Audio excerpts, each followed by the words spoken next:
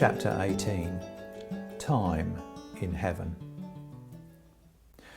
Even though things keep happening in sequence and progressing in heaven the way they do in the world, still angels have no notion or concept of time and space. The lack is so complete that they simply do not know what time and space are. Here we will discuss time in heaven, leaving space to be discussed in its own chapter.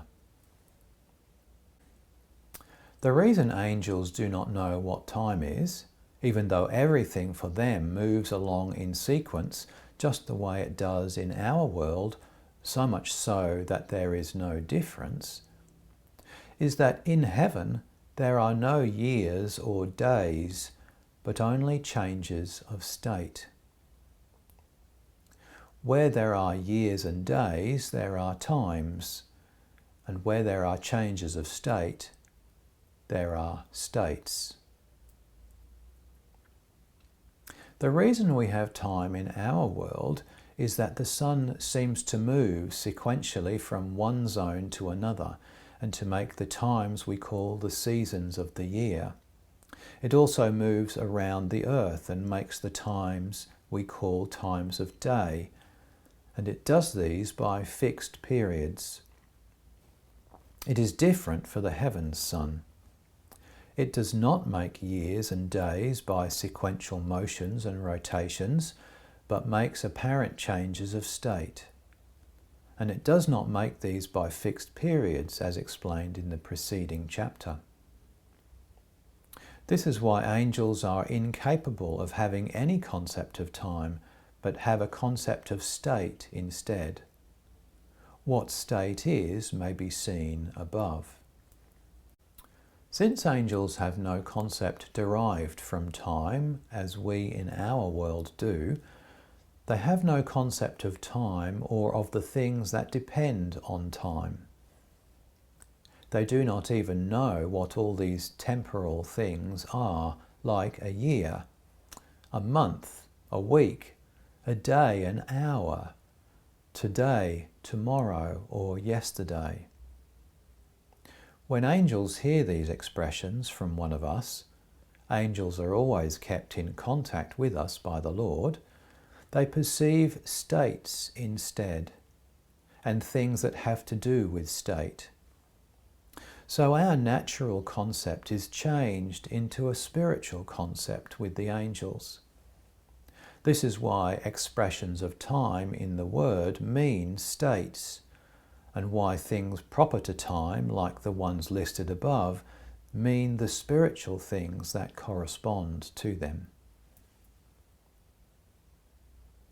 It is much the same for all the things that occur as a result of time, such as the 4 seasons of the year called spring, summer, autumn and winter.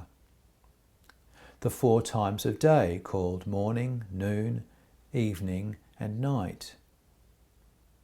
Our own 4 ages called infancy, youth, maturity and old age. And with the other things that either occur as a result of time or happen in temporal sequence. When we think about them, it is from a temporal standpoint, but an angel thinks about them from the standpoint of state. Consequently, anything in them that is temporal for us changes into an idea of state for the angel. Spring and morning change into an idea of love and wisdom, the way they are for angels in their first state. Summer and noon change into an idea of love and wisdom as they are in the second state. Autumn and evening as they are in the third state, and night and winter into a concept of the kind of state that is characteristic of hell. This is why similar things are meant by these times in the Word. We can see from this how the natural concepts that occur in our thought become spiritual for the angels who are with us. Since angels have no notion of time, they have a different concept of eternity than we earthly people do. By eternity, angels perceive an infinite state, not an infinite time.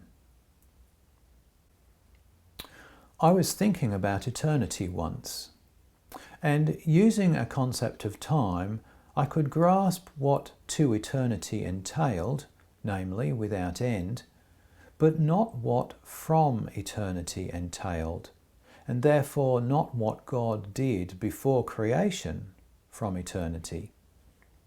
As my anxiety mounted because of this, I was raised into the sphere of heaven, and therefore into the perception of eternity shared by angels.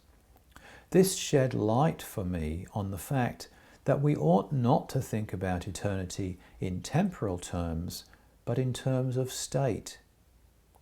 And that when we do, we can grasp what from eternity entails, which was actually done for me.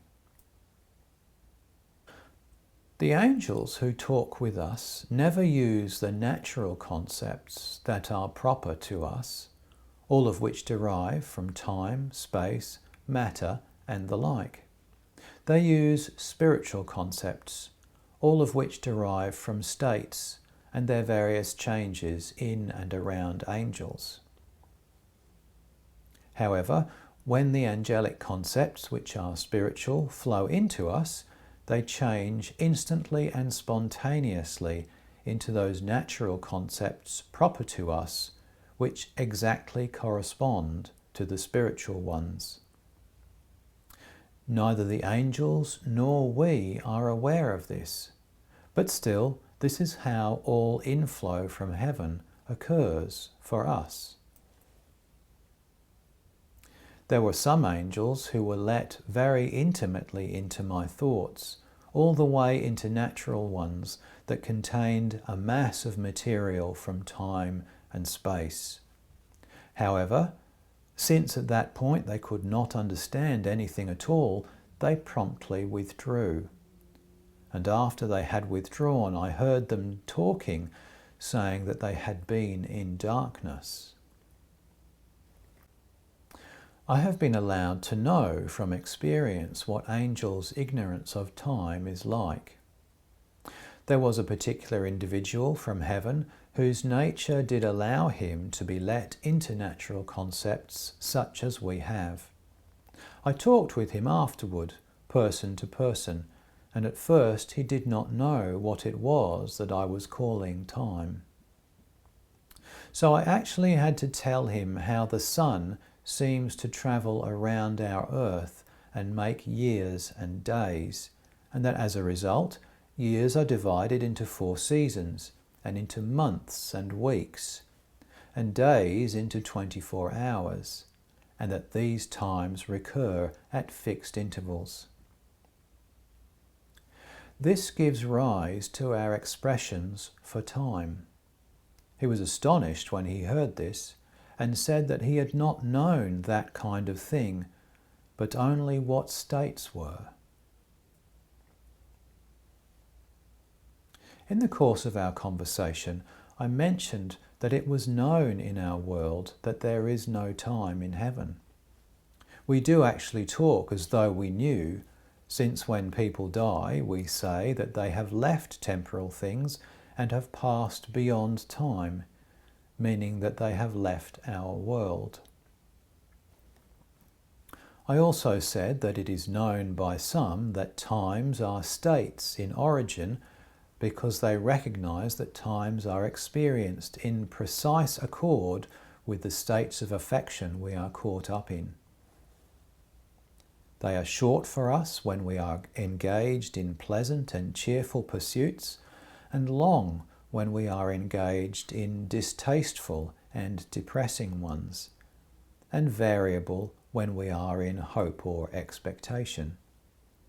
As a result, scholars are asking what time and space are, and some of them even recognize that time is an attribute of the natural person.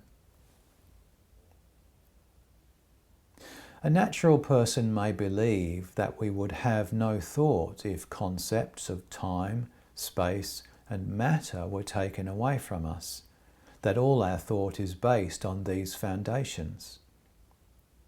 Let such people know, though, that thoughts are limited and constrained to the extent that they derive from time, space, and matter, and that they are freed and expanded to the extent that they do not derive from such things, because to that same extent the mind is raised above bodily and worldly considerations. This is the source of angels' wisdom, which is so great that we must call it incomprehensible, since it does not fit into ideas that are formed merely from those lower concerns.